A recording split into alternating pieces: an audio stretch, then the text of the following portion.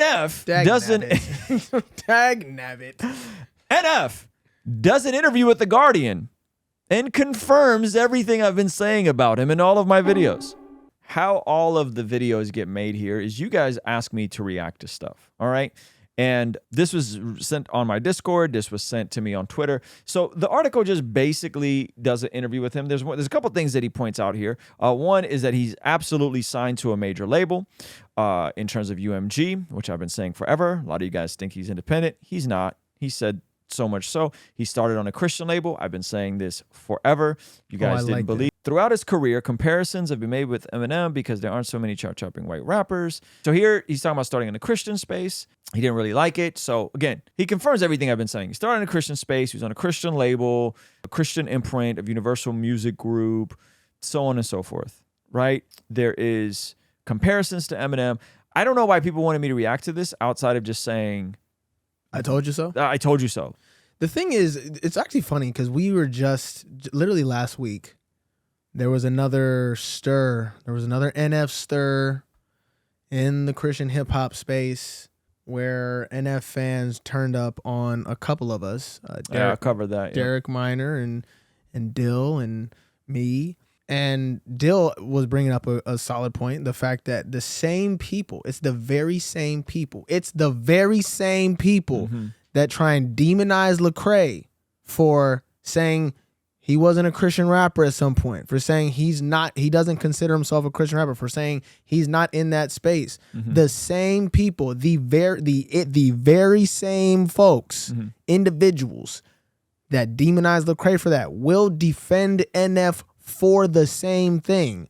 And they'll say absolutely asinine things like, oh, well, it's because NF wasn't talking about Jesus that much at first. Okay, first of all, you're wrong. Shut up. Secondly, it's like, does that matter? He came up in the Christian space. Right. He was doing shows at churches. He was at the Devil Wars. He was collabing with Christian artists. His audience was a Christian audience. He came up from the Christian platform and then decided, I don't want to do this anymore. I'm going this way. Right. Which he had every right to do. And he did a great job of it. I'm not mad at NF for it. Bro, absolutely. I wasn't mad at Lecrae for it. I'm mad at the people that try and demonize Lecrae for it and then defend NF for it. Yo, you're goofy. You're a silly, silly guy or lady. Yep. And then, the diehard NF fans are the ones. They're super annoying. They're annoying. They're super annoying and they're misinformed. So like here, this article is telling you the whole story, which I've been telling you guys for how long? He signed to Capital Music, EMI Christian Music Group at the time. He seems reluctant to talk about much about his break in Christian music. Why? Because he had a break in Christian music. He doesn't want to talk about it, right? His first two albums, after signing a record deal, charted at #1 in the U.S. Christian charts. Okay? It's not that I didn't want to be with the mainstream label, but that's all I knew. Content-wise, his music did reference the Almighty, but he felt his outlook didn't chime with other artists on the scene. That's fair enough. Lecrae would say the same thing. And you would say the same thing. Yes. Right? In the Christian world, everyone wants to present everything's okay, he says. He feels sometimes like the end of songs have the great positive ending. I wasn't there. My music didn't fit because I didn't feel that way.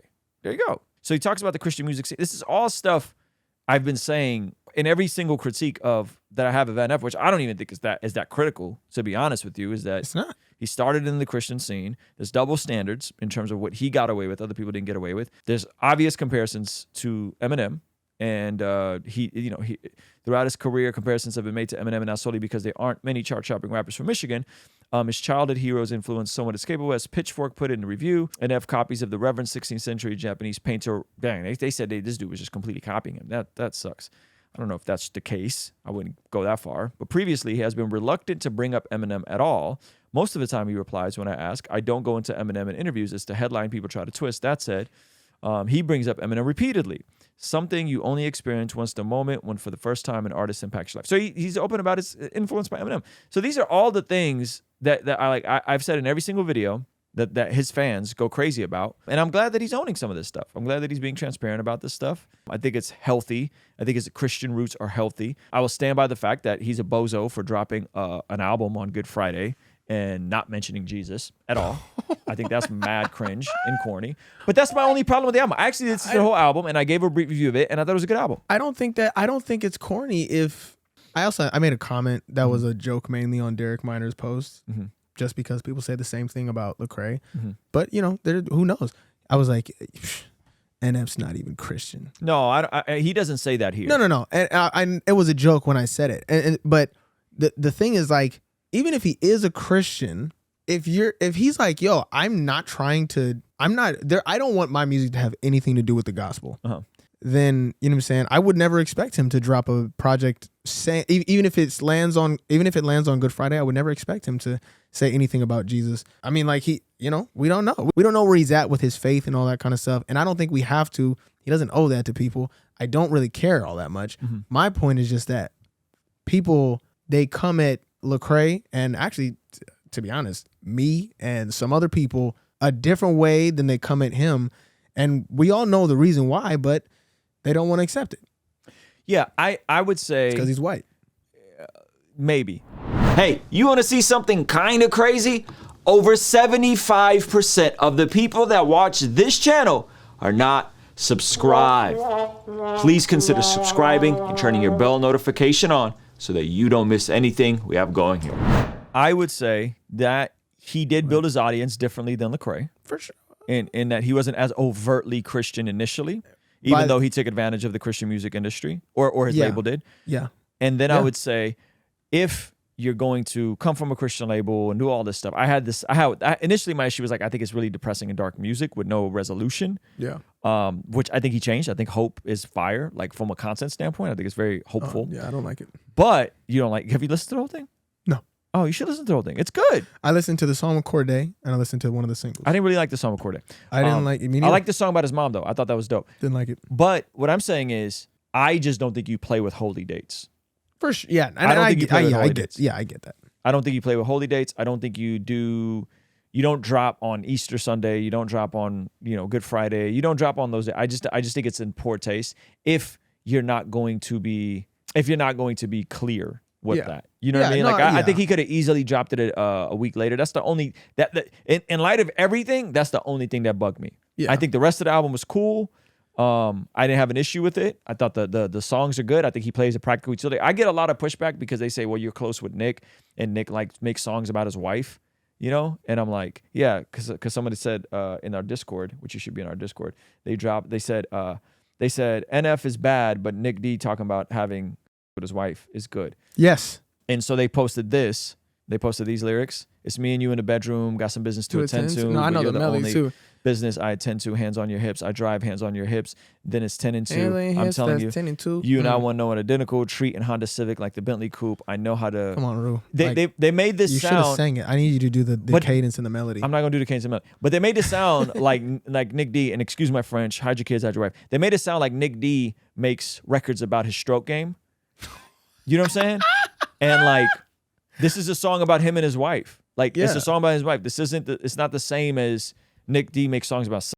That's crazy to to extract that from this, because he says it's me and you in the bedroom, got some business to attend to. I would say that. You know what I'm saying? There's nothing graphic about this. Am I tripping? I would. Chat, help me out. Am I tripping? No, you're not tripping. Even if the chat says you're tripping, you're not tripping. What is graphic about this? It's like this. This is the problem. A lot of you guys want us to pretend like sex doesn't exist. It's just not a thing. He didn't say, "Oh, I'm not even gonna do that." Like, he didn't get into detail. Yeah, it's me and you. Got some business to attend to. Got some business to attend to. Shout out to Nick. If that by itself is triggering you and make it you need to stop. You need to get all out of the world.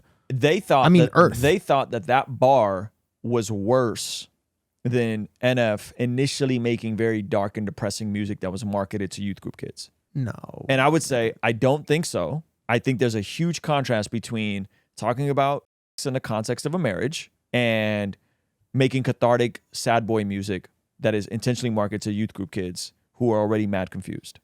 Yeah, the marketing to youth group kids is especially that's a big part. And by the way, I'm not even saying he wanted that or he did that intentionally. But that's what the label did. Yeah, the label was doing that. That's what the label did. And so, yes, I'm 100% for Nick D talking about his wife. Someone said it's a suggestive verse. Yeah, it's suggestive. Yes. Sure. Absolutely. But yes. what's honestly, what's worse? Depressing music marketed toward youth group kids, or Nick D talking about Nick D, a grown holy man, covenantal talking about sex in the confines of marriage. I don't know. I don't think it's a comparison at all. Personally. But maybe I'm wrong. I could be wrong. But listen, for the 100th time, I like NF. I think he's great. I don't. I hope he becomes more overt with his faith. Even if he doesn't, I don't think it's the end of the world. I think it's awesome. Okay? John Keith doesn't like NF because a lot of the fans are mad annoying. Don't make it, you know. No, I mean, I will say that I actually think that, I think this is true. I think that me and NF would sit down and have a conversation he would be a about great how guy. irritating some of you guys are. You guys are just mad annoying. Like me and NF I would be like, bro, some of your fans suck. And he'd be like, I know, right? Bro, I have NF fans that would hop on my DMs and be like, you know what I'm saying? Delete yourself. Mm-hmm. I'm like, yo, your savior wouldn't even rock with this. Your savior NF wouldn't even rock with this, dog. Like your king would your king talks about this. Mm-hmm. Anyway. That you're a silly goose. If you're a goose, you're a silly one. That's just what it is. That's a W. At least he doesn't cuss in a song. Guys, cussing is not the end of the world. Cussing is not the end of the world. I need you to cussing is not the end of the world. It's just not. It just doesn't matter. I think listen, I think there's levels to cussing and what's being said. Yes. I wouldn't say it's to say it's not the end of the world, I think can be I think in the way like Toby will have strong language. Toby Nwigwe? Yes. Strong language? Sometimes. He'll say like damn and hell. Yeah, and he'll talk about Toby doesn't have one song with the E on it. Yeah. He'll talk about like his guns and like Yeah. you know what I mean? How bad his wife is. and Yes. That sort of stuff. There are people that would be triggered by that. And I would agree that is not the same thing. Right? Then there's like the ex-Christian rappers that do something totally different. Yes. And I would say I have issues with that. Yeah. I think rappers glorifying sin, I think Yes. that is different. I think that is different. What I do think that there's a couple things specifically, and it's like it's frustrating because what a lot of Christians, they have two big red buttons, Mm-hmm. and it's sex and cussing. Mm-hmm. As long as you don't hit those big red buttons, it's like everything else is fair game. It's like if any of those things, Yes. are, And that's the part where there's a double standard with NF. exactly. So I'm like, Yes. yo, yeah, he doesn't cuss.